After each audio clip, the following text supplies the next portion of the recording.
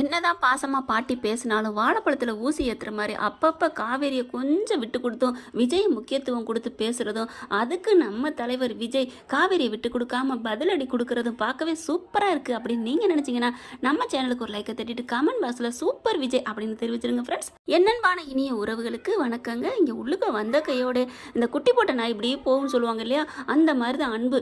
இப்படி அப்படியே குறுக்கு நெடுக்குமா அப்படியே உலகமே அவருக்கு அப்படியே ஒரு மாதிரி ஆகுது, சூனியம் பிடிச்ச மாதிரி விட்டுட்டு போயிட்டான். எல்லா சொத்துக்கும் நம்ம தான் ரசாகல போகிறோம் அப்படின்னு நினச்சிட்டு இருக்கையில இது வந்துருச்சுகளே, இன்னும் போயிடுவாங்களா இருப்பாங்களா, போயிடுவாங்களா இருப்பாங்களான்னு அந்த கண் அப்படியே கரட பார்வைன்னு சொல்லுவாங்க, முறைச்சு முறைச்சு அப்படியே பார்க்குறாங்க. விஜய் வந்து கேஷுவலாக தாங்க இருக்காரு, பரவாயில்ல, நம்ம கூட கோமா கொந்தளிப்பாருன்னு நினச்சோம். ஆனால் உட்கார்றாரு, வந்து உட்காந்தோன்னே ஒரே ஒரு கேள்வி தாங்க, அதுவும் விஜய்கிட்ட கூட இல்லை, என்ன திடீர்னு வந்துட்டு போயிடுவாப்பிலையா அப்படிங்கிற மாதிரி கேட்க, இல்லைப்பா மாப்பிள்ள, அவர் இனிமேல் என் பேரை இங்கே தான் இருக்க போகிறான் அப்படின்னு தாத்தா பதிலடி கொடுக்குறாரு. ஆனால் அடுத்து ஒரு வார்த்தை கூட அன்பு பேச மாட்டேங்கிறாருங்க. விஜய் கூட வம்பளுக்கிறாரு, என்ன சித்தப்பு அஜய் எப்படி இருக்காரு அப்படின்னு கேட்கல, மாமா எனக்கு வேலை இருக்குது அப்படின்னு தாங்க போகிறாரு. ஆனால் அது வரைக்கும் அவங்க பேசிகிட்டு இருக்கதை பார்த்துக்கிட்டு இருக்காருங்க. குடுக்கும் நெருக்குமா பாட்டியை தாங்க கையில் பிடிக்க முடியலை. பேரன் வந்த கையோட இரு நான் போய் குடிக்க எடுத்துகிட்டு வரேன்னு துள்ளி குதிச்சுட்டு ஓடுது. அது பாட்டி பாசம் தான் சொல்ல முடியும். யாருமே அதுலேயும் இப்போ நான் ஒன்று சொல்கிறேங்க, மய வைத்த பிள்ளைய விட மக வைத்த பிள்ளை இருக்குது பாருங்க, அதுக்குன்னா ஒரு தனி பிரியந்தாங்க. அதில் 2 பேர் இல்லாமல் ஒத்தையாக வளர்த்துருக்காங்க. அப்போ இந்த பிள்ளை மேலே பாசம் இருக்கத்தானங்க செய்யும். என்னதான் சொத்து சொத்தை மய வைத்த பிள்ளைக்கு கொடுத்தாலும் அந்த மக வைத்த பிள்ளைனால ஒரு பாசம் தான். அப்படியே விஜய் வந்தோன்னே துள்ளி குதிக்கிறாங்க. உடனே சித்தி இருந்துட்டு, பாத்தியாப்பா அம்மா இது வரைக்கும் முடியாமல் இருந்தாங்க, உன்னை கண்டோன்னு எப்படி போகிறாங்க பாரு. உடனே 2 ஜூஸ் எடுத்துகிட்டு வருது, இந்தாப்பா சித்தி எனக்காக போட்டு வச்சிருந்துச்சு, உனக்கு சுகர் பிடிக்காதுல்ல அப்படின்னு கொடுக்குறது என்ன, காவேரிக்கும் கொடுத்தாங்க. ஐயோ வேலைக்காரங்களை கூட்டியாந்து இந்த பேக்கெல்லாம் எடுத்துக்கொண்டு உள்ளர வை ராதா, இல்லைன்னா இவன் ஓடி போயிடுவான். என்ன ஒரு அப்படியே ஒரு பாசம் துள்ளுது. ஆனால் நான் காவேரி கொஞ்சம் ஒதுக்கி வச்ச மாதிரி தாங்க பேசுகிறாங்க, நான் கவனிச்சேங்க. ஆனால் காவேரி நம்ம செல்லக்குட்டி அப்படியே கழுவுற மீனில் நழுவுற மீன் மாதிரி, ஏன்னா விஜய்கிட்ட தான் சொல்லிட்டு வந்திருக்காங்க இல்லையா, எது நடந்தால் நான் சமாளிச்சுக்கிறேன்னு சொல்லிட்டு தாத்தாவுக்காண்டி தான். அதனால சிரிச்சு சிரிச்சு அவங்களும் நல்லா வாழைப்பழத்தில் ஊசி ஏற்றுற மாதிரி, என்ன பாட்டி அப்போ உங்கள் பேரன் தான் முக்கியமா அப்படின்னு தான் நல்லா கேட்குறாங்க.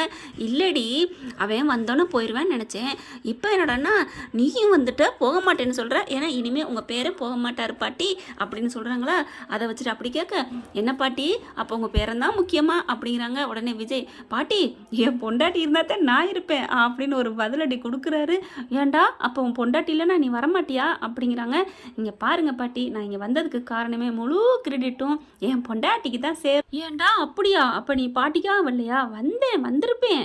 ஆனால் அவள் என்ன சொன்னா, நீங்கள் அங்கே போய் இருக்கிறதா நல்லது, பாட்டி பாவம் நீங்கள் இப்படிலாம் இருக்கக்கூடாதுன்னு எனக்கு எடுத்து புத்திமதி சொன்னா பாட்டி, நாங்கள் இங்கே வந்தால் சிலருக்கு பிடிக்காது அப்படின்னு அன்பை பார்த்தே சொல்கிறது அழகாக இருந்துச்சுங்க, க்யூட்டாக.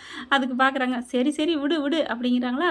அடுத்ததான் இவர் அன்பு போயிடுறாரா, அப்படியே இங்கே காவேரி மெல்ல அங்கிட்ட இருந்துச்சு போகிறாங்க. அப்புறம் நம்ம தாத்தாவும் போகிறாரு, தாத்தாவை தலைவன் கூட சொல்லலாம். அப்படியே போயிட்டு, என்னம்மா காவேரி, தாத்தா உங்கள் பேரனை கூப்பிட்டு வந்துட்டேன்னா சூப்பர்மா, நீ இப்படி செய்வேன்னு தான் உங்ககிட்ட பொறுப்பை ஒப்படைச்சேன், பாரு ஒரு நாள் காணோம், உடனே தேடிட்டா எங்கே என் பேரன்ட்டு, இன்னைக்கு எப்படி சமாளிக்க போகிறோன்னு நினச்சேன், நல்ல வேலைம்மா கூட்டிகிட்டு வந்துட்டேன் அப்படிங்கிறாங்க. அவங்க பாட்டிக்கிட்ட அவர் பேசிகிட்டு இருக்காரு பேரன், இங்கிட்டு தனியாக இவங்க பேசுகிறாங்க. அடுத்து தனியாக ரூமில் போய் உட்காந்து எல்லாரும் பேசிகிட்டு இருக்காங்க. ஏய் வாடி வாடி அப்படின்னு கூப்பிட்றாங்க. பக்கத்தில் போய் நிற்கிறாங்க காவேரி, வயிற்றை தடவி பார்க்குறாங்க. ஏண்டி இந்த பிள்ளைய வச்சுட்டு அங்கே எங்கேயும் துள்ளிக்கிட்டு தெரியுறியா, இனிமேல் ஒரு வேலை பார்க்கக்கூடாது அப்படிங்கிறாங்க. நல்லபடியாக பிள்ளைய பெற்று கொடுத்துரு அப்படின்னு சொன்ன கையோட, என்ன பாட்டி பெற்று கொடுத்துட்டு நான் போயிடணுமா அப்படிங்கிறாங்க. சரியான ஆள் தான், இந்த வாள் அருந்த வாளுன்னு சொல்லுவார்ல, அது ஒரு பட்ட பேர் தான் நம்ம தலைவிக்கு. நான் போயிடணுமா அப்படி, ஆனால் கேட்க வேண்டிய கேள்வியில் இடையில அப்பப்போ கரெக்டாக கேட்டுறணும். காவேரி கண்டு கரெக்டாக கேட்குறாங்க. ஏய் அப்படிலாம் இல்லடி அப்படிங்கிற மாதிரி பார்க்க, உடனே விஜய் இருந்துட்டு, அவரும் சரியான ஆள் தாங்க, இங்கே பாரு காவேரி, இனிமேல் இந்த போகிறது வர்றது இந்த மாதிரி பேச்சை இனிமேல் இந்த வீட்டில் பேசக்கூடாது அப்படிங்கிறாரு.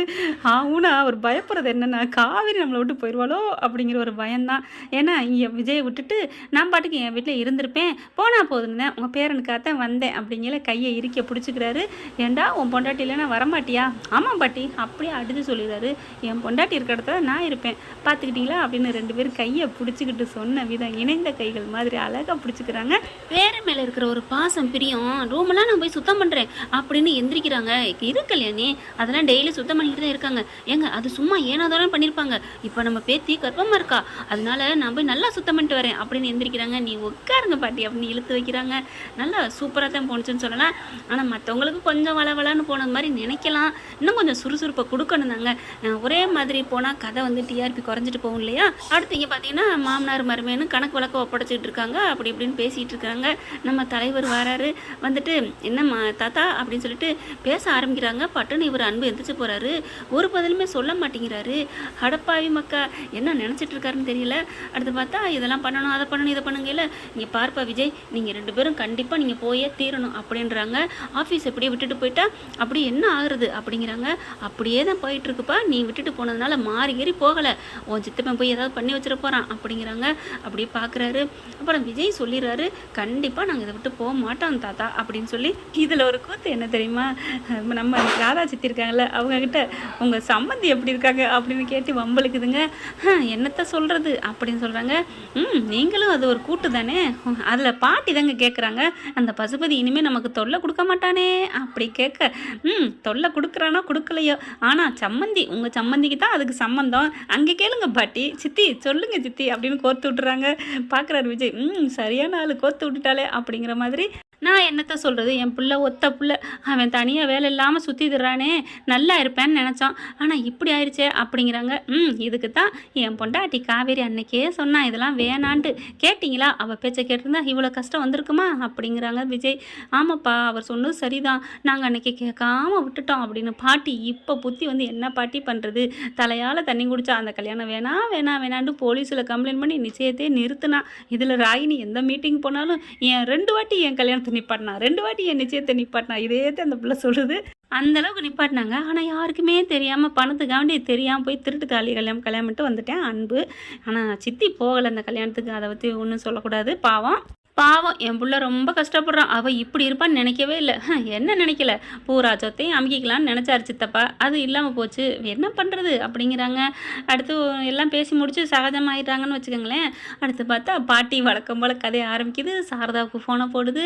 இந்த மாதிரி என் பேத்திக்கு 5வது மாதம் எங்கள் வழக்கப்படி பூச்சூட்டு விழாதாங்க, மருந்து கொடுக்குறதுன்னு சொல்லுவாங்க ஒரு பக்கத்து கிராமத்து சைடு, இவங்க பூச்சூட்டுதல்னு சொல்கிறாங்க, பூ வைக்கிறதுன்னு. ஓகே அதான் நான் பார்த்தேன், நம்ம தலைவிக்கு வளைகாப்பு இப்படி ஃபங்க்ஷன் வந்து கம்மியாக நடக்கும்.